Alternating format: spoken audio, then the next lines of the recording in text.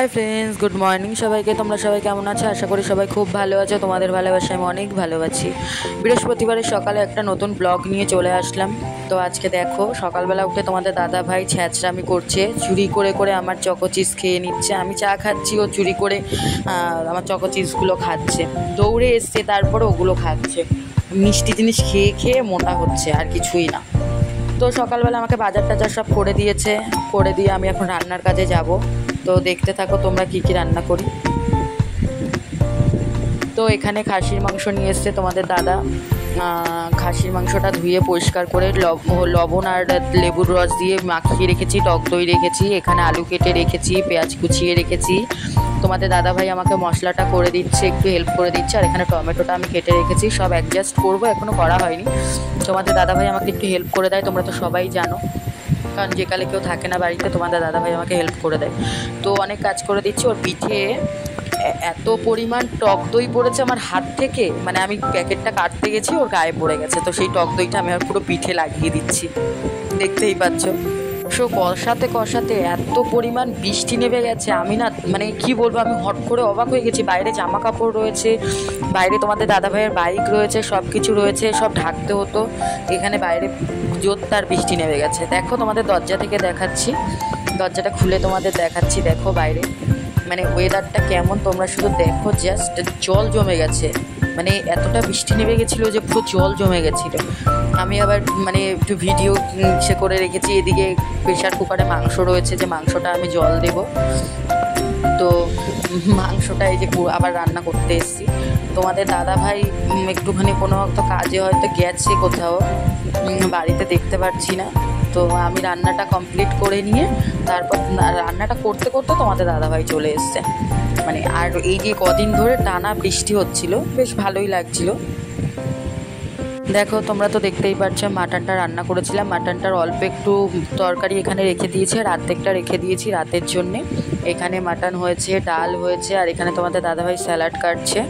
সবজিটা বের করা হয়নি, তোমাদের দাদাভাই নিয়ে আসবে। আমি এত অলস হয়েছি রান্না করে, আমি চুপচাপ বসে রয়েছি, তোমাদের দাদাভাই গিয়ে সব কাজ করে দিচ্ছে আমাকে। তোমরা বলতে পারো দাদাকে দিয়ে শুধু কাজ করায়। তো এখানে আমি ভাত নিয়ে বসে গেছি রাতের। এটা হচ্ছে রাতের খাবার আমাদের আজকে। মানে কি বলবো, মাটন দিয়ে আলু সেদ্ধ দিয়ে, মানে আলু সেদ্ধ মাখা, তারপর মাটন ছিল, আর হচ্ছে তোমাদের দাদাভাই স্যালাড নিয়ে আসলো। আর আমি ভাত, দেখো আলু বের করে দিচ্ছি। একটা আলু সেদ্ধ দিয়েছে, আমি ভেবেছি আমাকে মানে বললো, আমি জিজ্ঞাসা করলাম যে কটা আলু, বললো 2টো আলু। তা আমি এটাই শুনেছি যে 2টো আলু। একটা আলু দিয়েছে। তোমাদের দাদাভাই আমাকে আবার একটু বকা টকা দিল, যে আমি বললাম একটা আলু, তারপর তুমি 2টো করে যাচ্ছ। তারপর দেখো আমি সুন্দর করে পরিষ্কার, আমি বেছেই যাচ্ছি যে আমি আলু খুঁজে পাচ্ছি। দেখো তোমাদের দাদাভাই কী করে, আলু নিয়ে দেখো দুইজনের মধ্যে ঝামেলা লেগে যাবে। ও 2টো আলুর কথা বলেছে, আমি 2টো শুনেছি, ও বলছে একটা আলু তো সেদ্ধ দিয়েছি। ব্যাস দুইজনের মধ্যে ঝগড়া লেগে গেছে, দুইজনে এখন ঝগড়া করতে শুরু করে দিয়েছি। আমাদের মধ্যে না এরকম দুজনা থাকি, তো দুজনের মধ্যে মাঝে মাঝে এরকমটা হয়ে থাকে। মানে দুজনাই খাবো, দুজনাই সব কিছু করবো, দুজনাই ঝগড়া করবো। আমি আবার বলছি যে ক্যামেরা রয়েছে, তুমি আমার সঙ্গে ঝগড়া করছো। ও বলছে কোথায় ক্যামেরা, আমি দেখি কোথায় রেখেছো। আমি ফোনটা এক কোনায় রেখে দিয়েছি, ও কিন্তু খেয়ালই করেনি যে আমি ফোনটা রেখেছি। এর জন্য যাই হোক, ও বুঝতে পারেনি।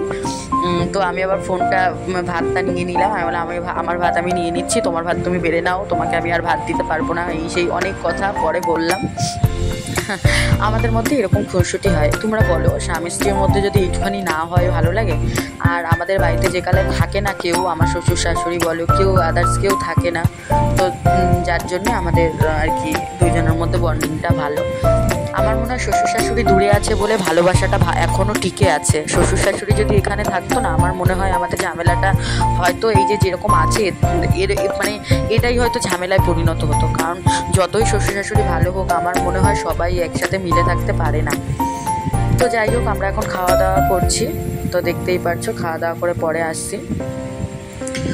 তো এখানে আমি দুপুরবেলা খাওয়া দাওয়ার পরে ঘুমিয়েছিলাম। ঘুম থেকে উঠে দেখি সন্ধ্যা হয়ে গেছে, আমার সন্ধ্যা দিতে হবে। আমার মানে কি বলবো, ঘুম থেকে উঠে মানে জায়গার জিনিস জায়গায় রাখলাম, আমার যাবতীয় সব জিনিস জায়গায় রাখলাম, রেখে দরজাটা খুলে দিলাম।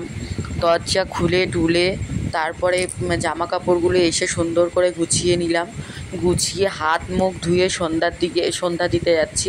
তোমরা দেখতেই পাবে তোমাদের দাদাভাইয়ের কিছু এই মানে 3 দিন পরে বৃষ্টি কমেছে, 3 দিন পর বৃষ্টি কমে যাওয়ার পরেই এই জামা কাপড়গুলো একটু শুকাতে পেরেছি।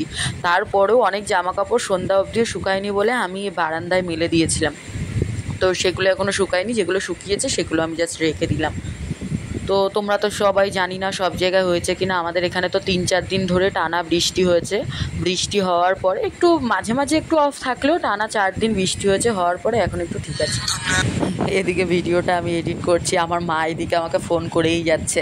তো যাই হোক, আমি এডিটটা বন্ধ করে মায়ের ফোনটা রিসিভ করলাম, কথা বললাম। এখন সব জামা কাপড় ভাঁজ করে রেখে দিচ্ছি, রেখে হাত মুখ ধোবো, ধুয়ে ফ্রেশ হয়ে সন্ধ্যা দেবো। কারণ অনেক কাজ, সন্ধ্যা হয়ে গেছে এমনি ঘুম থেকে উঠতে উঠতে। এই এখন সন্ধ্যাটা দেব।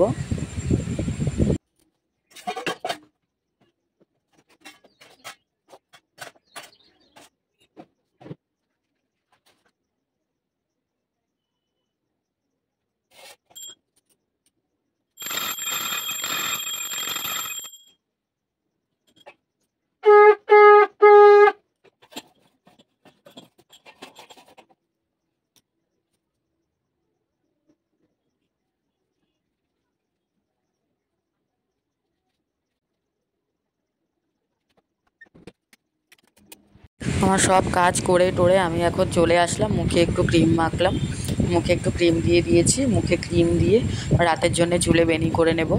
চুলে বেনি টেনি করে একটুখানি মুখে কী বলো তো, সারাদিনে আমি স্নান করে না, আমি মুখে তেমন কিছু একটা ব্যবহার করি না, তাই একটু বডি লোশনের মতো একটা ক্রিম আছে, তো ওই ক্রিমটা আমি সারা গা হাত পায়ে একটু মাঝে মাঝে দিয়ে দিই।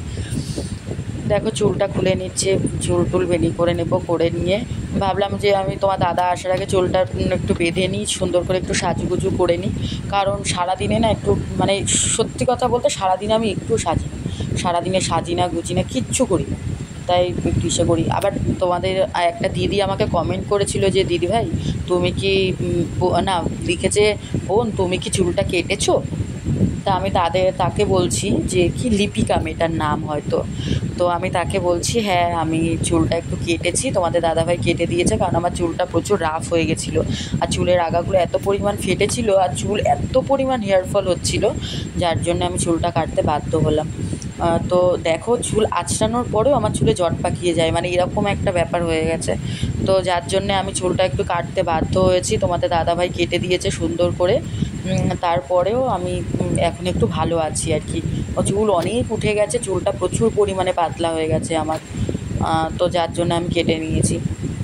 তো সুন্দর করে দেখো আমি বেনি করে নিচ্ছি, বেনি করে নেওয়ার পরে আমি একটু সাজুগুজু করে নেব, কারণ আমার মানে হাজব্যান্ড তো মানে এমন একটা মানুষ, উনি হট করে কেননা বললো চলো ঘুরে আসি কোথা দিয়ে, আর আমি তখন রেডি হতে গেলে তখন মুখ করবো, ঝামটা দেবো, এর জন্যে তাই আমি আগে থেকে একটু সাজুগুজু করে রাখি। এসেই বলবে চলো গঙ্গার পাড় থেকে ঘুরে আসি, আর গঙ্গার পাড় যেকালে বাড়ির পাশেই বলতে গেলে 10 মিনিটও লাগে না, 5 মিনিট লাগে, বাইকে যেতে 5 মিনিটও লাগে না, 2 মিনিট জাস্ট, যদি বাইকে যাই 2 মিনিটের মধ্যে চলে যাওয়া যায়, আর হেঁটে গেলে 5-10 মিনিট লাগে। তো তাই আমি এমনি বাড়িতে থাকলেও সুন্দর করে একটু সাজুগুজু করি, এটা দিনে কোন দিন সন্ধ্যাবেলা এরকমভাবে, মানে রাত্রেবেলা খুব কমই সাজা হয় আর কি। তাও মন চাইলো যে একটু কাজল পরি, একটু ইসে করি, কারণ লাইভে টাইভে আসি তো মাঝে মাঝে, তাই মন চাইছিল যে একটুখানি করি। হালকা একটু লিপ বাম দিয়ে নিলাম, একটু লিপস্টিক দিয়ে একটুখানি টিপও পরে নিলাম। দেখো পুরো সিম্পল সেজে নিয়েছি, তার উপরে একটু ইসে দিয়ে দিয়েছি, তোমাদেরকে লিপস্টিক পরে একটু দেখাচ্ছি। তো দেখো আমার সুন্দর কেমন লাগছে আমাকে। তো শাড়িটা আমি পরে আজকে ভিডিও বানিয়েছিলাম, শর্ট ভিডিও, সেই শাড়িটাকে আবার উল্টে দিলাম, একটু শুকিয়ে যাবে হাওয়ায়, তো ভালোই লাগবে। তো বাই।